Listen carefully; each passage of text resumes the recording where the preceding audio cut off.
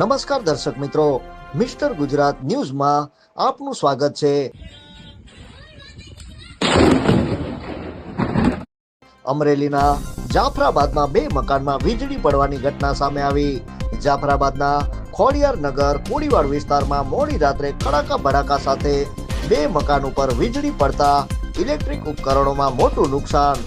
જાફરાબાદ શહેર સહિત ગ્રામ્ય વિસ્તારમાં ગઈકાલે બપોર બાદ વરસાદી વાતાવરણ છવાયું। મોડી રાત્રે જાફરાબાદના કોડીવાડ વિસ્તારમાં આવેલ ખોડિયાર નગરમાં તેમજ અન્ય એક મકાન ઉપર વીજળી પડતા ઇલેક્ટ્રિક ઉપકરણો બળીને ખાખ થયા હતા।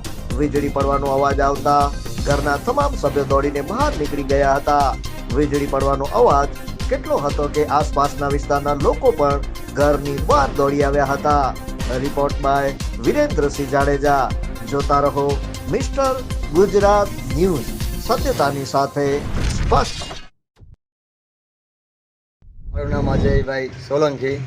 મારા ઘરે વીજળી રાતના પડતા તો લાઇટ ઇલેક્ટ્રિકમાં નુકસાન થયેલું। મોડી રાતના અમે સૂતા હતા ને અચાનક વીજળી પડતા અમે ઘરની બહાર નીકળેલા ને બેસી ગયા હતા। લાઇટ વહી ગઈ હતી ને હવે બધું તૈયારી કરીએ છીએ, બધું લાઇટ ફિટિંગને ચેકઅપ કરીએ છીએ બધું ને ઘણું નુકસાન થયેલું છે લાઇટ જતા।